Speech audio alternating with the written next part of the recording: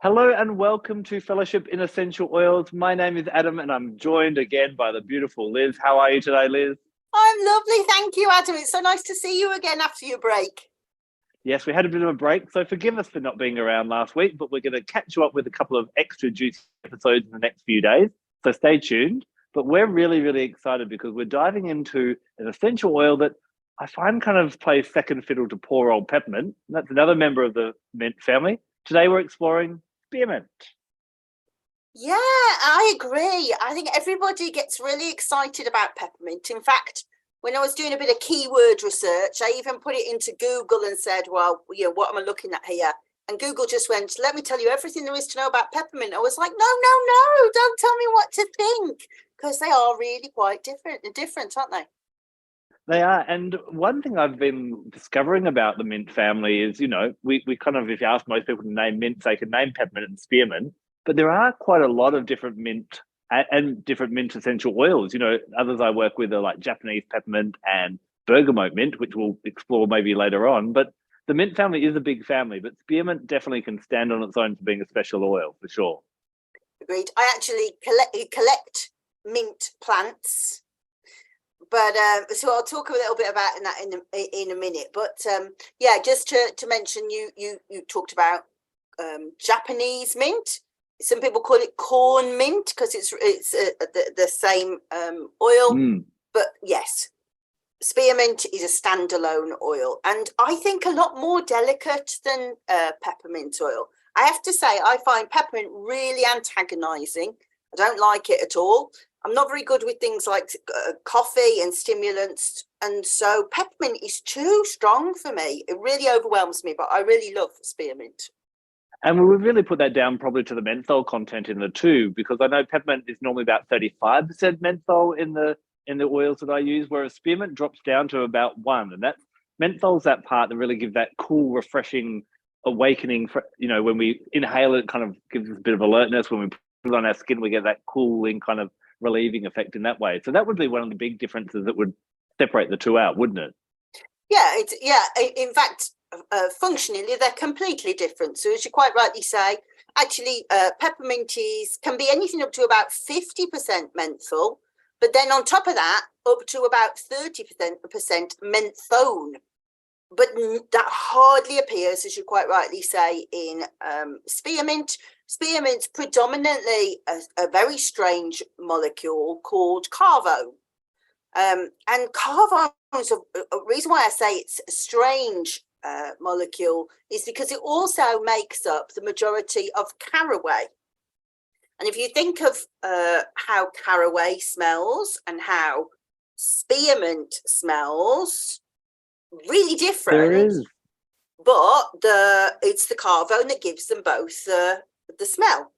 I can kind of see a little note of similarity now that you mentioned that. Yeah. So they're isomers of each other. So if you imagine a very big priestess thing to say, but if you imagine the hexagon that makes the molecule, on one the hydrogen bond goes off that way, on the other it goes that way, and just that single little structure difference makes complete difference in terms of smell. So and I think it's usually spearmint will be between 60 to 70% carvone, so not just a little bit chemistry difference, complete radical difference.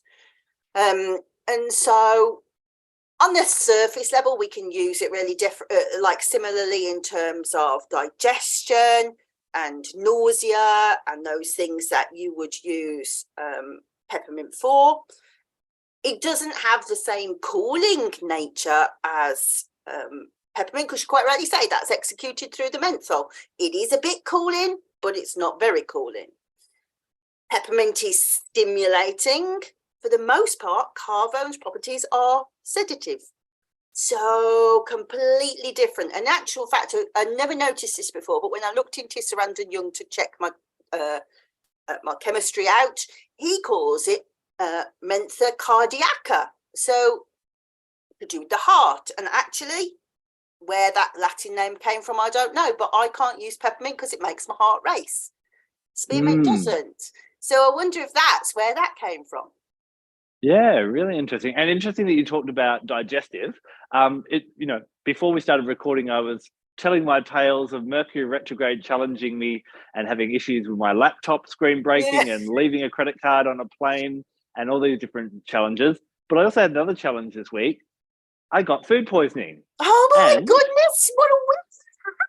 It's been an epic week. I'm glad I made it through. But the interesting thing was, there are lots of good oils that are great for digestion, but spearmint was one that I really leaned into because what I like about it is that it does have that gentle nature about it.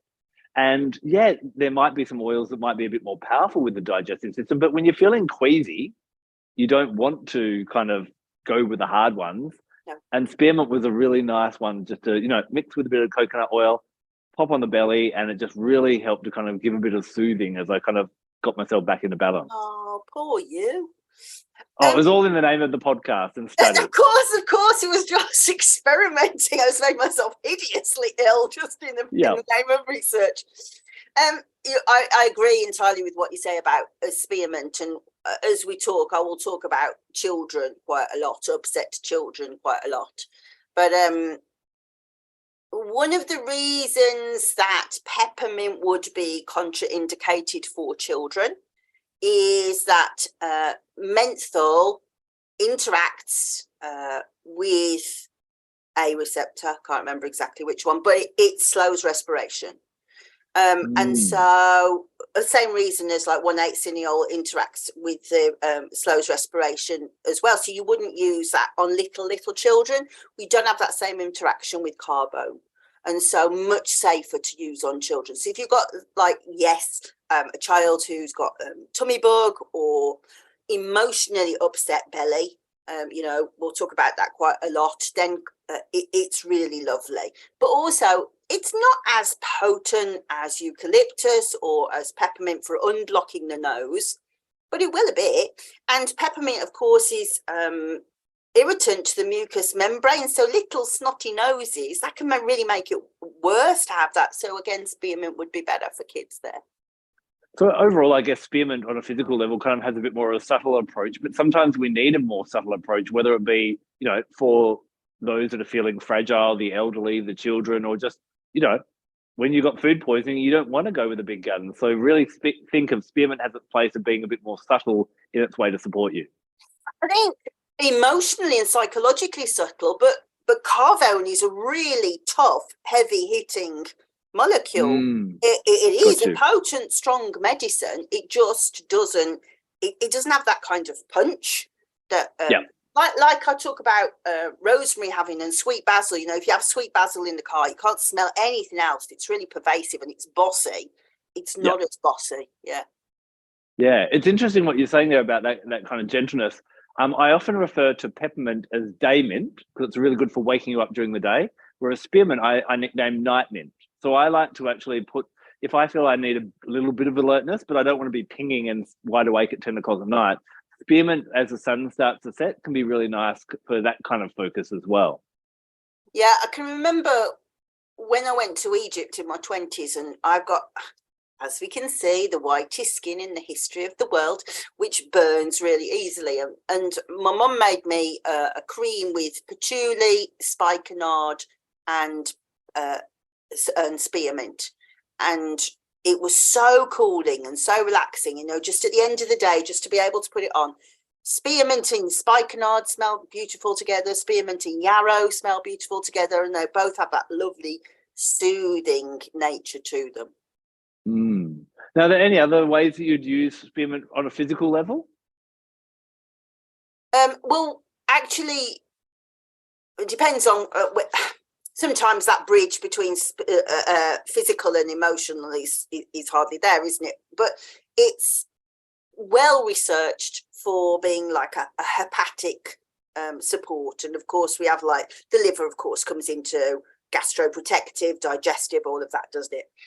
But today I was like, I don't think I even want to use it. And I was sat down, I thought it's the perfect thing, actually. I've got so many things to do, so much admin to do, so many disparate little jobs to do. And it's that kind of juggling that leads to migraines and stuff like that. And part of that comes from the fact that your liver just goes, I just can't process all of these things at once. And so that lovely soothing nature of just going, cool down, cool down. And I can feel the migraine going off, as it settles the whole digestion system. And that's not just the headache, that's the nausea that was with it and all sorts. Yeah. It almost feels as though for spearmint, there's a statement that, sometimes a gentle nudge is more powerful than a shove. Yeah. And spearmint does kind of work in that nudging, coercive, gentle way, but just as powerful as some of our other oils, just in a different approach to the body. Yeah. And I call it the shapeshifter. Because going back to what I said and making myself feel sick again with that now.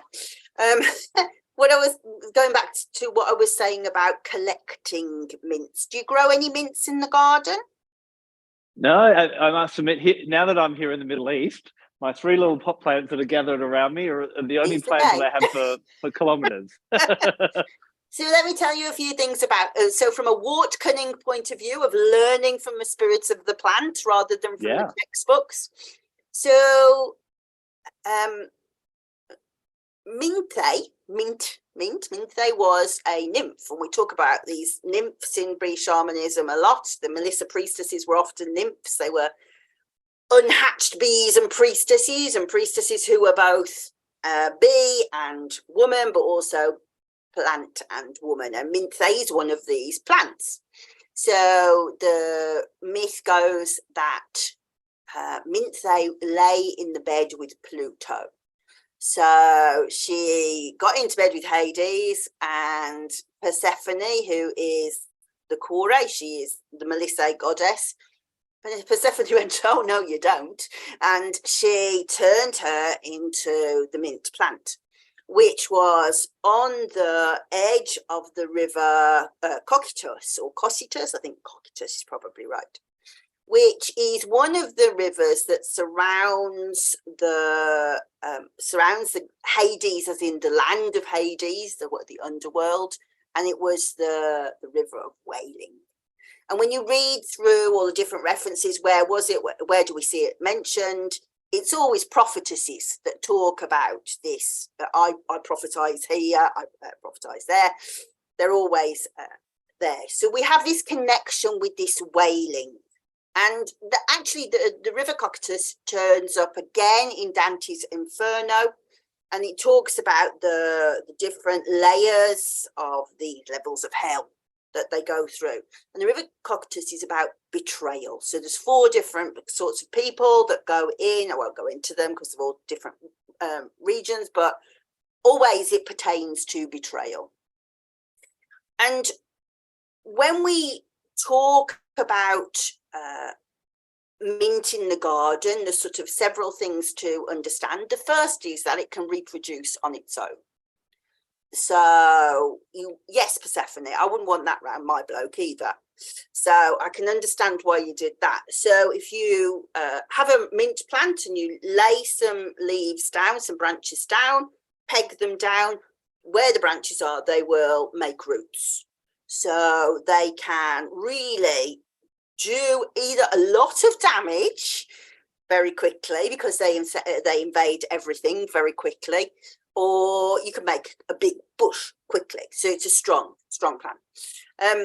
But also they have the ability to knock out other species. So if you put a spearmint plant amongst other mint plants, they will all hybridize and become spearmint plants. So extremely good at bringing like things round to her way of thinking. And of course, remember what we said about the shape-shifting molecule of carbone as well. So this is really a thing. So I can remember my mom always talking as a specific about spearmint, and she uses it on me and my sister, that when you've got a little girl that's really upset, and that kind of can't catch a breath, kind of like only little kids can do, that crying where they just can't catch the breath, that's a specific for spearmint oil. And we've got this lamentation of the waters, but particularly for little girls who feel their friends have betrayed them. So, and that seems like a small thing, but if you have had teenage girls, you'll know that's not a small thing. And in this world of internet bullying, where, you know, it's very easy to really isolate somebody and push somebody out to make comments about the way they look, the way they are, just to, I mean, I have to say, my son just comes home and he just says, I hate girls. Well, I hate them. They're just horrible to each other and they're horrible to us. And one day somebody's friends, the next they're out. And those kind of tasks for challenges for a teenage girl are absolutely spearmint medicine. And so we can push that further out, because I have to be careful now, because it might be one of the moms watching it who this particularly relates to.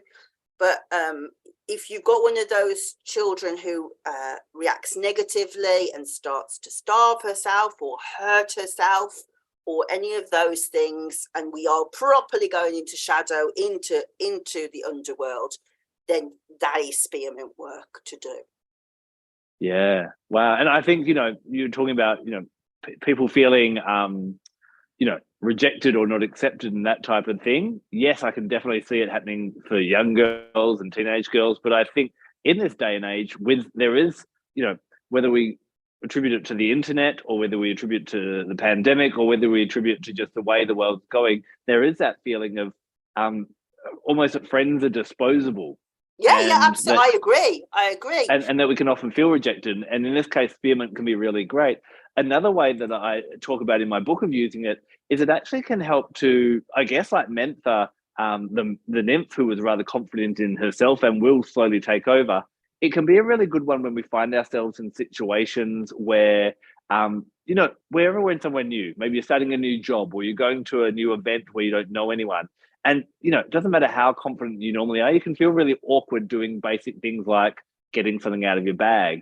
And spearmint's a really nice one to kind of enshroud yourself in, just to kind of let you feel your own space and get rid of that kind of embarrassment and awkwardness that you might have in an unusual situation. Or if you tend to be a bit of an awkward or socially anxious person, I find spearmint can be really beneficial in that way as well.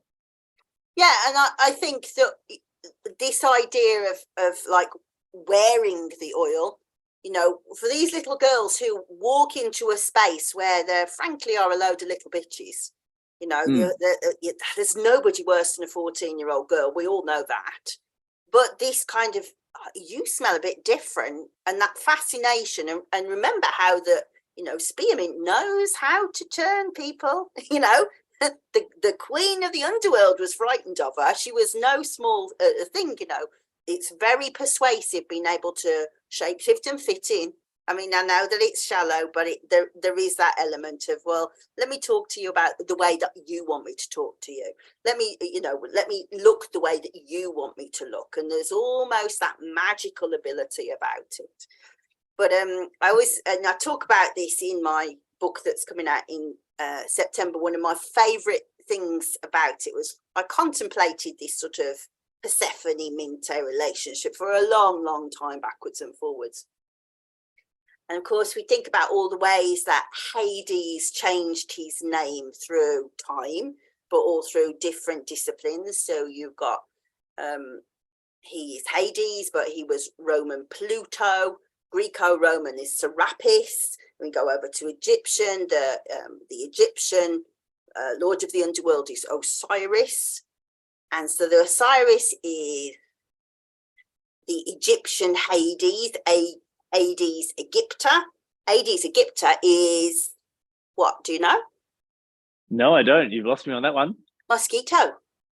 Ah, it's the mosquito, and so it's the biggest purveyor of malaria, and mint is anti-mosquito. Malaria. So you can imagine how she's cursed him round this like river, and they're trying to walk across, and he's like, well, the mosquitoes are in there, and she's like, you're not going anywhere nearer. It's like magical, lovely like spell that she got. Because the interesting play between, you know, I know the kind of one of the overriding rules of the gods of Greece and Rome is that they couldn't reverse a spell or magic that was done by another god, but they could twist it. So although Persephone, you know, in the version I've I'm familiar with, she stamped on her to make her, she flattened her into that flat-leaved plant. That's right. But then Pluto or Hades didn't want anyone to forget how beautiful she was. So he was the one who actually blessed her with the aroma. Oh, there we go. And gave her, so whenever we stand on mint, she releases that and we remember Yes. her beauty, just like he remembered the beauty as well. So it's really interesting how all these kind of twist in together, for sure. Yeah. There is one more thing I wanted to say about the physical medicine that I completely forgot. Yeah. So there's lots of scientific evidence into spearmint tea for polycystic ovarian syndrome, and how these poor ladies get really hairy. I mean, that in itself must be like, God, they must endure such awful comments of people. But the tea is well researched for helping this hirsuteness, this hairiness, reducing it down. But it comes to a rapid standstill because they weren't able to prove it on a large term basis. So they prove it over and over again that it works for people, but not like you can't just prescribe it to people that it can guarantee that it'll work. And so we can't actually say that the spearmint essential oil will do the same thing. But I think if it were me, I'd be tempted to be using it. And for that, I would say be drinking spearmint tea, and I'd be making a moisturizer with it and just putting it on and see if that reverses the hairiness. I don't know. It's just a suggestion. And I guess that leads to a question that people might be wondering about. You know, there's obviously a lot of different teas that we can drink that also they're available as an essential oil. Now, what we're getting in a tea is going to be very different to an essential oil. There will be some crossover of chemistry, but just because we can drink it as a tea, you know, doesn't mean, you know, that type of thing. Would you agree with that? Yeah, wholeheartedly. Yeah. So like when you distill something, obviously the process is that the molecules, the oily molecules, are lifted by the steam and then cooled. But there's lots of watery molecules left behind. There's lots of like flavonoids left behind that are big, so they can't get on. So, like for example, flavonoids are in tea, but some are in essential oils, but not many. But so yeah, the crossover is not like a direct parallel, but of course there are clues often. Now, we talked a lot about the Greeks and the Romans, and another thing I know that the Greeks and the Romans, where they used spearmint, it is believed that those that were studying metaphysics or the occult or the kind of mystical things would actually keep spearmint around them, or even wear wreaths of spearmint to help them to get that greater understanding of the world, and to dive deeper into the mysteries, and I guess into the darker mysteries of Hades and Pluto and so on. So that kind of links back to what I was talking about before, and why I really like it as night mint is, whereas peppermint will help you with things such as, okay, what am I doing with my life, or what do I need to do today? Spearmint helps us to kind of pay attention to things that are a bit more subtle. Now, I often am reminded when I think of spearmint of, you know, in the past, I used to believe a lot more in unicorns and dragons and fairies. And I often question, well, are they still around? But maybe we've just got too many lights on and too many notifications and sounds beeping and buzzing that we don't notice those things that are happening around us. So what I love spearmint for is I actually encourage people who want to go on a bit of a deep journey with spearmint to do a technology detox. And as the sun sets, let's get as many lights off and as much technology gone, diffusing spearmint around your home, and just notice what you notice. There are so many things that tell us, you know, Netflix tells us what we need to watch, and Spotify tells us what we need to listen to, and, you know, different websites will tell us what we need to buy, and we don't listen to what we want. And so I'm not saying turn the lights off, diffuse spearmint and a unicorn will gallop into your lounge room, but we may just start to notice a little bit more about what's happening within us and what's happening around us as well. And remember that when it comes to spirituality and our guides and all that, if we are part of the universe, what we're feeling inside is often signals from outside as well. And we don't have to wait for an external force to appear and guide us. So I really like spearmint for that kind of that heightened awareness of the other realms. Whereas I would, you know, peppermint would be more like, right, what am I doing in my daily day-to-day life? And I need to get clear with which way I'm heading. That's really fascinating thinking. You're talking about I cannot comment on unicorns. I know nothing about unicorns except that my sister feels that she may be one, and she poos glitter everywhere, she reckons. But but in my wart cunning group, we have ever such a lot of people who are working with dragon energy. I was really surprised how many there were, and of course, I see plant spirits all the time, so, and bee spirits, so we know that they are there. And one of the first things that you learn when you train to be a Melissa priestess is to engage your brain in a different level so that you can learn to draw more back from your dreams. So what we always talk about is trying to remember and observe what you have sensed through the day. So 5 beautiful things I saw, 5 beautiful things I heard, 5 beautiful things I touched, 5 beautiful things I tasted, 5 beautiful things I smelt. And the weird thing is, for weeks I'd go and I'd think, I only smelt the dog's farts. I can't think of anything else that I felt today. And I realised that actually that part of my filter of consciousness just wasn't working, which was really strange for somebody who's an aromatherapist. I just had no recollection of it whatsoever. Taste I can always do. Sight I can always do. Hear, that's quite difficult as well. It's hard to think of 5 beautiful things, or and they don't need to be beautiful, actually, like as in lovely. Sometimes they can be evocative, moving, they're upsetting, but what actually moved you. And then the other thing is, what did I behold? As in, what did I bear witness to? And it's very interesting how you go through, as you say, you can go through a whole day and not actually witness anything because you've been looking at IT, And for example, day before yesterday, I had to move some hives over, and I'd got the bees out, and I saw 4 bees hatch out of their comb, and I've never watched that before.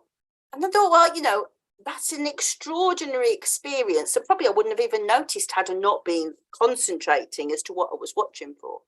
And it really enlightens intuition to behave in that manner. So maybe something I'd like to really encourage people to try maybe for the next week as they work with Spearmint a little bit more, of being a bit more aware and a bit more present of what's happening around them. The average person these days believe that they are exposed to about the same amount of information as 150 newspapers. Oh and I often gosh. think about my parents, if they wanted the news, they might buy the paper in the morning or on the weekend and read that, and then they'd watch the 6 o'clock news at night, and that was it. Whereas we know now that we are seeing what's happening with people we know and people we don't know all around the world, and we have access to that constantly around the time. Now, every single thing that is happening around us, whether it be the whir of the fridge behind you or the air conditioning or your phone beeping or that, your brain is actually noticing. But it has to then filter out what is the most important. So no wonder we're all feeling overwhelmed, because our poor little brain, although we're not aware of all these different things, is actually monitoring that, noticing that, and then trying to pick out and go, oh, you need to know about that. Oh, you need to know about that. So Spearmint might just help us drop in a little bit more to that peace and that quiet of not being so overwhelmed and noticing things that maybe on that deeper, more spiritual level. And the fact that you're watching this or listening to this podcast, I'm guessing you're probably slightly interested in that, and just allowing some of that noise to slip away to hear what you actually want to hear. So give that a shot, and we'd love to know in the comments how you find that after working with Spearmint to allow you to facilitate that. Genuinely, I found it one of the most transformative things I've ever done, to really practice doing that. Because also, and this is something that Vanessa Jean always talks about, you really develop a sense of gratitude about what's going on around you, that you've really feel blessed that you've witnessed things happening rather than just, I am on the treadmill each day, because that is a real thing, isn't it, in today's life? You can really feel like there's no sparkle, there's no magic. It's only because you're not noticing. Yes, exactly. Yep. It's totally up to our brain, and our brain will keep noticing things that we already believe. So if you're in a belief system, then you're going to keep on going down that track. So Spearmint does have that ability to, awaken a deeper appreciation, a deeper magic for the world, for Definitely. sure. Yeah. So we've talked a little bit about astrology. So I would say Spearmint would be a Pluto planet. Would you agree with that? Yeah. That's normally where you place it? Yeah. Yes. Although not too close to Pluto, because he's not very happy with the whole thing. We'll get trouble. Yeah, I would say that.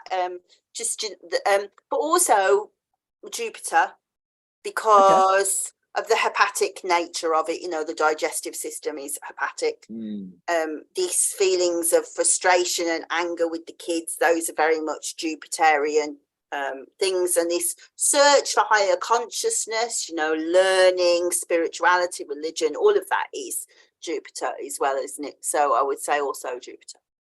I should say those that are listening to this just as this episode comes out as well, Pluto did go into retrograde on the 1st of May. And so, working with Pluto oils can be a really great time. This can be a time when it's a great time of, Pluto also has a bit of a volcanic energy about it. Very detoxifying and very transformational. It brings things up. And so what you may be finding at this point in time is it's a great time for detoxing physically, but it's also a great time for going, where in my life am I not being who I truly am destined to be? Am I maybe doing things? Am I, things like, am I going to the gym just to get compliments rather than actually caring for myself? Am I spending time with people that don't serve me? And am I being inauthentic or fake in different ways? And how can I get rid of that? And this is where any type of corruption, we may start to notice things where there's people be cheating or misleading and that type of thing. That can all kind of bubble up at this time. And Spearmint will help you to kind of, to digest that with ease, to breathe through that with ease, to not let it give you a headache, and to release that and go, well, what am I truly here to do? So really lean into Spearmint throughout this time, or whenever Pluto's in retrograde. And it could always be interesting diving into workout, and you can do it on a simple Google search of what is my Pluto sign, and to find out what is your core driver, because Pluto is very much about your core motivation of what you want in that way as well. So Spearmint, Pluto, I think they're really nicely matched together. Interesting. That was very, very enlightening. Thank you. My pleasure. Now, chakra. What chakra would you place Spearmint at? I can feel it there on my throat chakra. I suppose, logically, it would have to be here too, I think, and solar plexus. But I can feel it mostly in my throat, in my voice. And so, when you're talking about authentic, what are you saying? How are you speaking to people? I can see how that. And of course, we talk about the little girl and the shape-shifting. What do you want me to say? What do you want me to say? I can say that. Yeah, interesting. I do find that a lot of people do attribute a lot of the mint oils to the throat chakra. And I've always found that quite interesting. I know I've heard it referred to as the oil of confident speech and helping us to speak a bit more confidently, that type of thing. And I always wonder whether we're used to just that minty taste in our mouth that makes us think about that. Because I've always found that Spearmint is very much a third eye chakra one for that higher awareness as well. But I guess, the thought happens here before it comes out. So, but also the fact that it's eased my headache so quickly as well, that's the pineal gland, as well. You can feel it acting there, definitely. Yeah. So Spearmint, I think, although plays second fiddle and maybe stands in the shadows of the big, bold Peppermint, hopefully today we've kind of convinced everyone that, she is a standalone oil and has her own special magic as well. Is there anything else that you feel we haven't touched on with Spearmint before we let everyone go for this week? So I'm just having a look, actually. Yeah, so just the only other thing I would say is that one of the other reasons you can't use peppermint is if you're on blood thinning medications. So if you've got like a platelet disorder, like me, so I'm a thrombophiliac, I have to have a blood thinning medication sometimes, so then I can't use it. But also if you're on like a warfarin, or if you have like a platelet disorder where your blood doesn't clot, again, don't use peppermint, use spearmint. Awesome. Spearmint's amazing. And we pretty much were in alignment with our astrology and our chakras this week, which is always glorious. I know, it's nice, isn't it, when that happens? It is. Now, our favourite thing to do is to find out, what are we going to dive into next week? And I chose Spearmint, so it's your turn to choose. Well, while I'm shuffling, Do you want to do your shameless promotion of what you're working on at the moment? Yeah, so if you enjoy the talk about astrology, myself and Vanessa Jean, who have written the book Gifts of Essential Oils, which you may be able to see in my background behind me, we're teaching a 7-month course which dives into getting to know your intimate astrology. So everyone knows their sun sign, but they don't necessarily know their Mercury sign, which kind of dictates the conscious thought and how we communicate, and all the way through, like I talked about, our Pluto sign. So I show you how to find them and then what oils to actually work with, which would align with them as well. So that's available at the moment. We'll put the link in the descriptions as well. It did start a couple of weeks ago. The group that's joined us is absolutely amazing, but the replays are all available, and we've got some latecomers coming in and they're going to be able to catch up. So if you want to be part of that, don't miss out. Definitely join the links. Sounds amazing. When you're ready, say stop. Stop. I've forgotten to take the old cards out. So we have to go the second we're choice. We're safe. Ylang. Ooh, it's going to get saucy. So next week, ylang. Excellent. So I just wanted to do a shameless plug to say, those of you who are interested, as one of my readers messaged me and said, did you know your book's ready for pre-order on Amazon? I was like, I did not. So if you want to get the new book that's due out in September, it's there. Meeting the Melissa is ready on Amazon if you want it. So that's Amazon, just the local Amazon around the world, wherever people may be listening? Around the world, yep. So, Beautiful. yeah, exciting day. So it doesn't go live till the 29th of September. But, yeah, it's an extraordinarily strange book. But I think people will really like it, yeah. So there's your homework for this week. Go pre-order Liz's book. Make sure you grab your spearmint out and dive in a little bit deeper and let her mysteries be unveiled to you. We will see you on next week's show when we explore Ylang Ylang. Take care. Lovely to see you. Bye-bye-bye.